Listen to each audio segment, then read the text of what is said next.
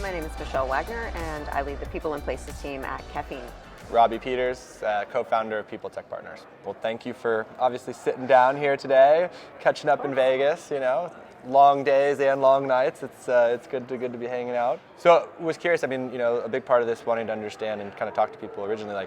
Remind me, how did we originally get introduced, and what brought you interested in People Tech? So, I was introduced to People Tech Partners through my benefits broker, and got to spend some time with yourself and a few other people from the advisory group, and really love what the group is doing to bring new tech to the HR world. Yeah. I feel like we've been working our way through this kind of innovation field for the last 15 years or so, and it started on the admin side, so making all of the behind the scenes stuff go really easy. Yep.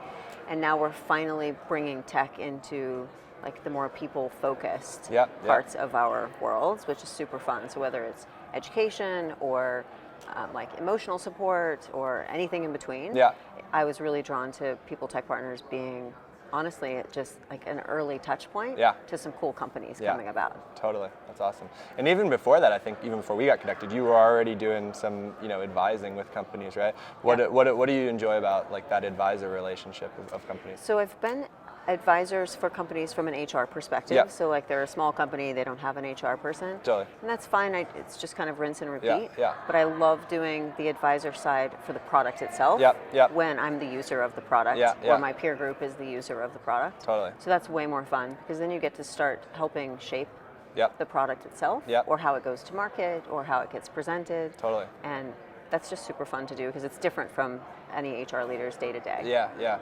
Can you talk to me about a typical engagement when you're advising with a company? How often are you meeting with them? What are the types of conversations that come up with when you're meeting with them? Yeah, it's honestly, it's always really different. It depends on the CEO and what their team looks like and how they're trying to augment their team. Oftentimes I'll get to see an early view of the product itself, and they'll want product feedback, either user feedback. I've interviewed first in the house salespeople before. Oh, very cool. To help them pick whoever's going to represent them to the outside, which is a great way to use an advisor from our world. So that's super helpful. And then the other things have just been helping them with go-to-market strategizing or their product roadmap, which thing is most important to put on their product roadmap next. Oh, that's great. Yeah. I had not heard that sales interview idea, but that's so important, right? Who represents you? That's one of the hardest things people tech companies are going through as they're growing and having success.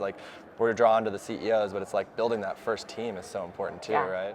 You talked about this kind of being a 15-year evolution, but since I've known you obviously we're working at a pretty large company running people at Evernote, and now Caffeine's a little bit of a different, smaller size, obviously scaling quickly. What are the biggest things that you've seen kind of going over those last couple of years that have been changing, and also how has it been different working in a large company and a small company? The back end of HR has been automated for the last 20 years, so that just gives us more time to do what most of us believe is more meaningful work. The thing that I think, aside from the tech that's happened, is leadership teams and CEOs have a different perspective of what the people function does. They 10 years ago would say, just keep me out of jail. Don't have me on the front page of the newspaper for some horrible incident. And protect the company. That was 10 years ago. That was 10 years ago. Today it was make sure I'm finding the best people, hanging on to the best people, and taking good care of them while they're here. Which is a really different shift in how we spend our days. Totally. And then what tools we need to achieve those things. Because they don't just want us to take care of the employees, they want us to connect them to the mission. They want us to connect with them from a communications perspective. Totally. And then CEOs look at us as the person that brings the whole leadership team together. So we have this job of coaching a group of leaders that nobody else in the company knows we're doing. And then helping and coaching employees from a really broad-based programmatic perspective, which everybody sees us doing. And then the behind the scenes of compliance and admin and make sure that shit doesn't break. But that's so cool. You're now not only that reporting back on what the people function is doing within the organization as far as how's the employee engagement, things that are going on, but you're actually now also pulling the executive team together and having them work cohesively. Can you talk about what's the way, how do you interact in those executive meetings? Do you usually have a time that you're giving some type of report, some benchmarking? How do you find being most effective there? It's different in each company and whatever phase we're in. Yeah. So I am super data oriented. Okay. So in my exec team today, every Monday morning, we start with a dashboard of how the product is performing and what's happening in our audience, in our community. And I'm elbows deep in that. Like, what were we broadcasting on Saturday that caused a push in engagement? And why did we fall off on this day? So that's the expectation of an HR leader today, is to be just as involved in the business. Because you have to translate that to employees so that they understand how their day-to-day work influences what the company's trying to achieve overall. Totally. So we're very much a translation layer. And at the same time being therapists to the people around the table. Oh, you're wearing a lot of hats. That's awesome. It's great. We're like a hat rack. I like it. What of the people tech companies, can you talk about some of the ones that have been most interesting to you over the last couple of years? Yeah, there's a couple that immediately come to mind. So I'm a huge fan of Bravely. I love that Bravely is, and I think there's a lot of HR folks that are a little bit threatened by what Bravely does. And I think you can overcome that if you just see it in action. But what they're doing is creating this super safe place for people to go and get help solving problems. It's not to go and complain and tell someone else their woes. It's, I need help solving this problem and I don't know who to go to in-house. Or I don't want someone to have a negative impression of me in-house because I'm embarrassed about my problem, whatever the situation may be. I implemented that at Evernote and really loved seeing how people reacted to it and how employees understood it to be a benefit to them. So that's definitely a favorite. I love things like what Mike is doing at Shift. So change, when we talk about inclusion and diversity, we talk about race, we talk about gender. We don't really talk about disability. We don't talk about the military. But what he's doing around getting folks that have been in the military for 4, 8, 12 years into our workforce as we know it, like those skills are so transferable. And we've just kind of written them off as not an option for a long time. So I love what they're doing to create an easy way for tech and other types of companies to bring them in. Totally. That's awesome.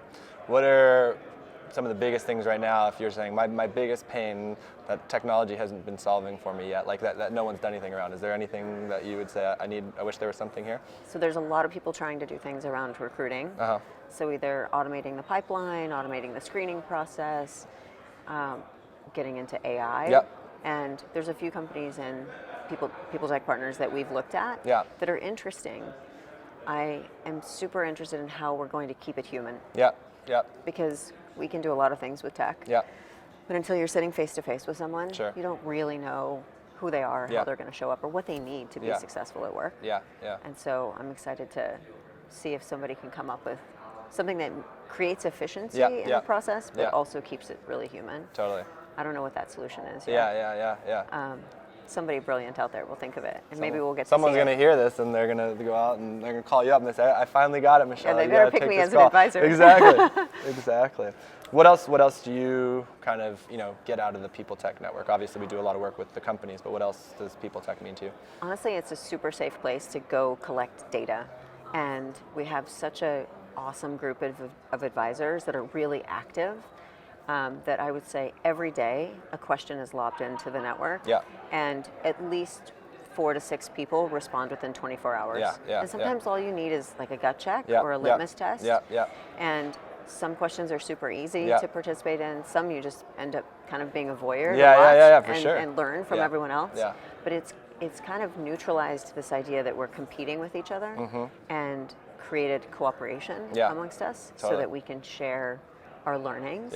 And we apply them differently in every single company. And so we all know that you may loan me some idea and it's going to maybe live 70% of the way whenever I apply it. But that's amazing because that helps me get started in a way that I was staring at a blank sheet of paper before. So everyone's kind of building on each other, ideas are generating, and not everyone's going to take it and read it the same exact way, but they're going to kind of tailor that to their culture and to their situation, right? So, it's just nice to have that safe space to go and ask those questions. Totally. And know that you're going to get really thoughtful responses. That's awesome. Anything else that we could be doing that you would want us to be doing more of or start doing? Oh, good question. You should have prepped me on that one. I would have come with a list.